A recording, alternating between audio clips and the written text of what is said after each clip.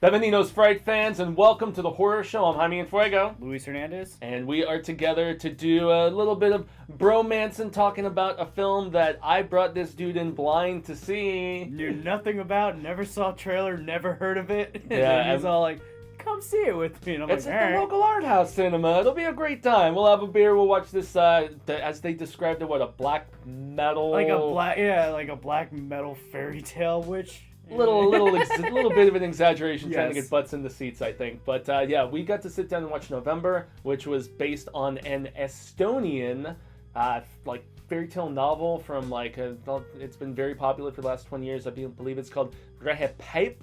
Yeah, I'm totally butchering the pronunciation. I guess Estonia is former Soviet Union. It's in Northern Europe. It borders like Finland and stuff. So we're talking a black and white fairy tale from a cold region of Northern Europe. And I feel like the film really embodied just that slow moving, just coldness of winter. No, I agree. When we went in to go see it, I was expecting some kind of experimental, extreme, hard cuts, loud noises, flashing.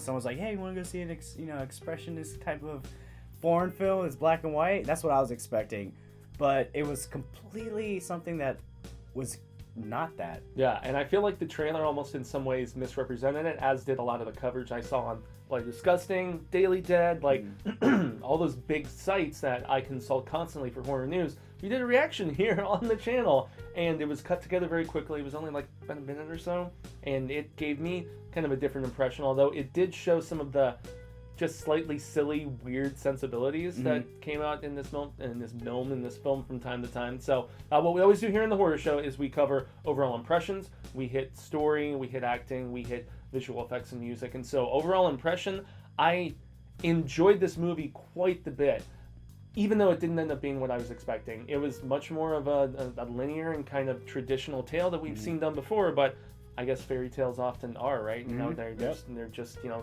kind of tales that are as old as time, and they just hit similar beats we've seen before. But overall, it was a beautifully shot film. Performances were good, and it surprised me in that good way, where I thought it was going to be something, and then I was pleasantly surprised that it was something different. How about you, man? Same thing, man. I thought I was expecting one thing, and then I got something else. Something that, like you said, was very straightforward. Like the beginning, there's a weird thing. And you're like, oh, yeah, there was. Yeah, you're like, you and I were both like, what do we want? Yeah, exactly. You're like, okay, it's gonna be like this the whole time. Here's the thing: I was expecting to watch something more along the lines of Eraserhead, and instead, also black and white. Yeah, and instead, I got something that felt more like Kurosawa's Rashomon or an Ingmar Bergman film. You know, very slow pace, very drawn out, beautifully shot, black and white. Very of its its region. Yes, very much so very of it, yeah. And I dug it. I really dig. It was an hour 15 minutes. It's a long movie, and it's not for everyone. You have to really be into okay, I like these type of films, and especially being a foreign subtitled film that's slow moving like this, and being things that are part of that they're I want to say traditions that you know nothing about, so you're this is so the crate, which we were trying to wrap our heads around. Exactly, I'm craft or craft, yeah. Or The whole time I'm what are these things? But then it's okay, this is that region's folklore, mythology. You know, I honestly it was good. I really, really enjoyed it, and the music I thought was beautiful. And again, we said, the cinematography, some of the best black and white I've seen.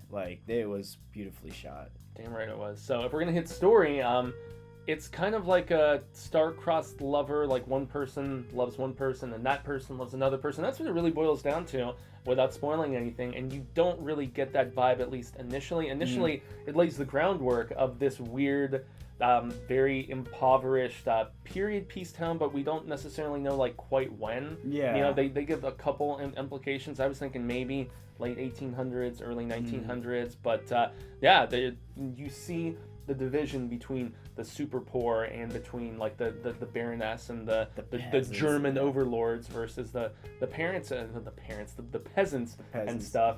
Yeah, and but the opening scene though, where we're introduced to these krots, which are basically they're assembled from just whatever weird tools and like a skull of a cow and whatnot, and they put a spiritual essence into these things, and they're almost like weird, like laborers. Yeah, they're like or they, assistants. assistants. They do jobs. Like one character mentions like winter's coming, and I'm too old to like do this, so I need one of these like things. Like, yeah, so that's what they are. It's basically you make a deal with.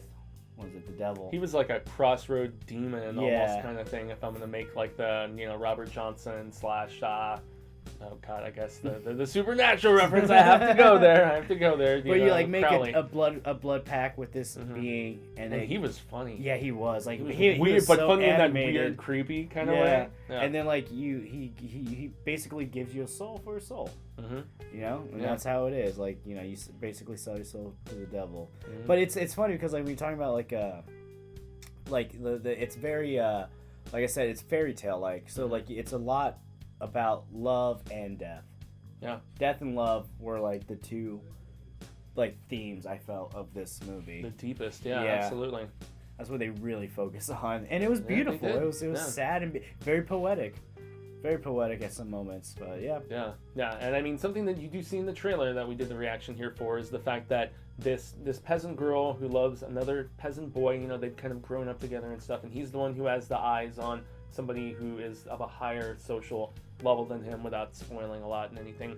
She consults a witch at one point, and it's in the trailer, so that's why even though it's at a certain point in the story we can't really reveal, but nonetheless you can tell that it's an obsessive love and maybe not the most healthy love, and unfortunately in both of their cases not a reciprocal love necessarily.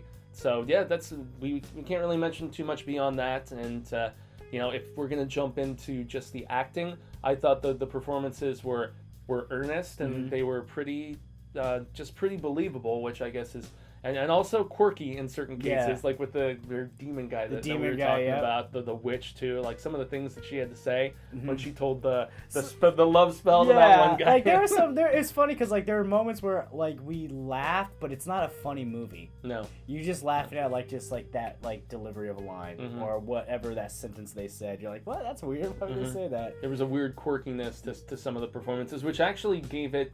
When you're covering such a familiar tale, you need those distinctive, whether they're regional or ethnic or whatever, just those nuances, whether it's humor, performance, whatever. And I felt like that's what gave this a little more of its own identity. It gave us a real like surrealistic like vibe. Yeah. You having like someone who is like on the camera for like not even that long, and they just do something like a weird smile or like a wave, and you're just like, oh, okay. Then it cuts to something else, No. But I liked it. I really did like it. But it's definitely not a movie that everyone is gonna like.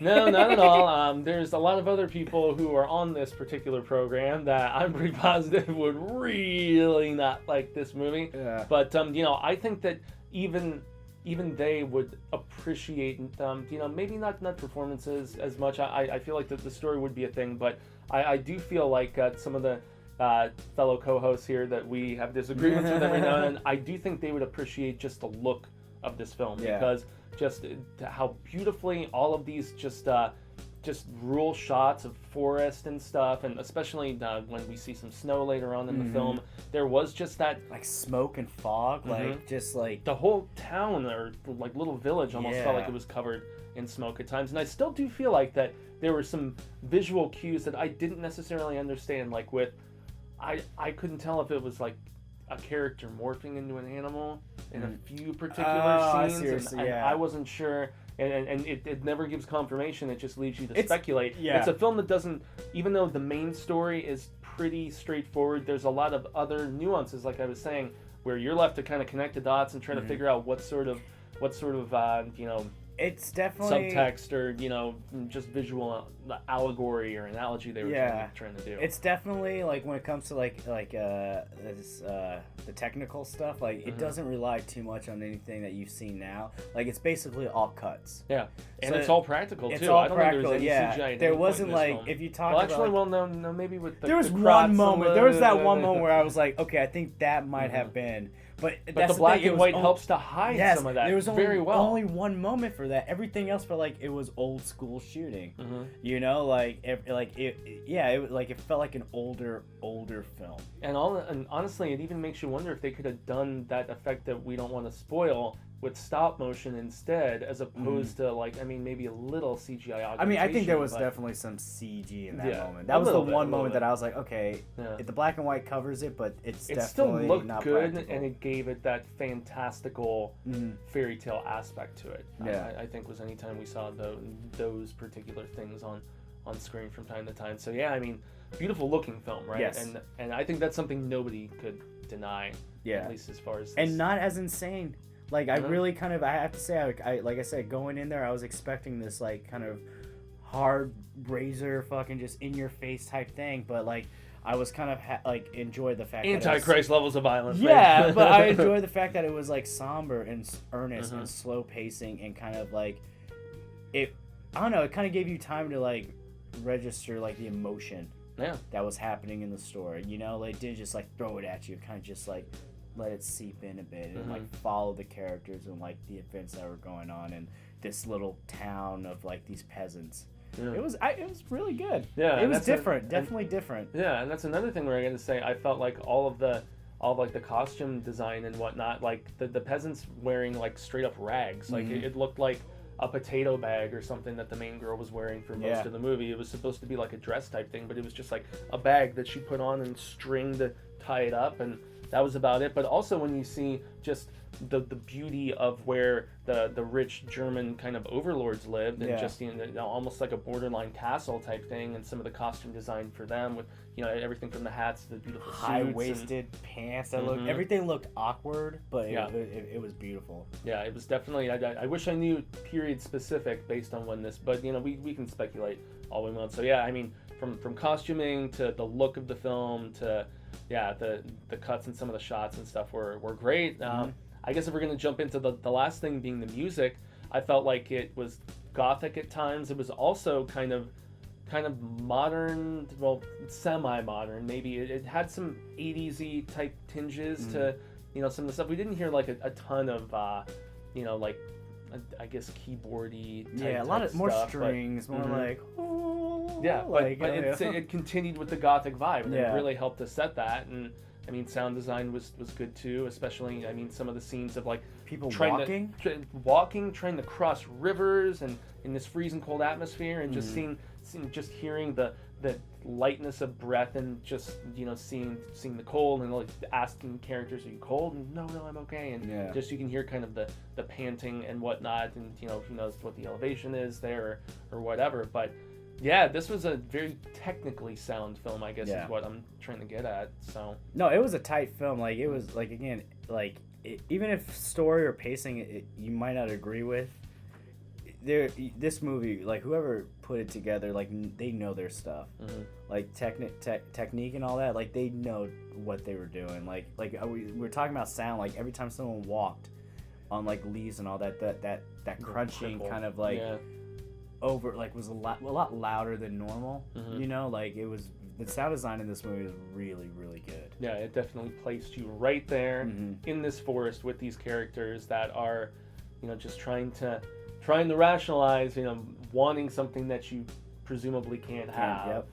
And it got that feeling across, but it also balanced it with those little moments of humor, like we mentioned, where just there's a particular scene with the snowman that I found incredibly poignant, and it just really kind of hit my heart a little bit, and that some self-realization about the nature of love and courtship and trying to make a play for somebody's heart. I mean, these are things as a hopeless romantic that I really eat that stuff up, and also just some of the bleakness of that hopeless outlook. I feel like the coldness of the time when it was filmed, and I mean, Northern Europe's pretty damn cold compared to the Arizona desert here, so I mean, it just all helped to knock the themes of the film down really well. They all kind of gelled or froze together very well, I guess. Nice. I guess you could say here. So, I mean, is there anything else you want to add, man, or do you think we basically hit the predominance of the important bases? I'll just say, like, if you're thinking about seeing it and you're like, I don't know if I'll see it, if you're a fan of Human Centipede, what Dieter Laser, Yeah. the guy in the first one, and all of them. Well, yeah, most of them. Dieter. Dieter. Yes. He's in it. Mhm. He plays the German Baron. Yeah, he's a German actor And, that's done all kinds of stuff. And man. it took me a while. I was staring at him, and I was like, I've seen, like, it's a, you know that face. It's a face where you're like, okay, I've seen his face before, but why can't I figure it out? And then We didn't even double check the Yeah. IMDb till right I before had we to make sat sure down. because I turned to Fuego. I'm like, is that the dude from Human Centipede? And he's like, I've Mhm. never seen it. And I was like, shit, Boom, I'm boom, pretty boom, sure it let's is. Sure enough. So yeah, so like even if like you're like if you're like, oh, I love Human Centipede and this guy's weird looking, I want to see what else he's done. Check this movie out. Yeah, yeah, and I mean, just be forewarned, like Lou warned you many times.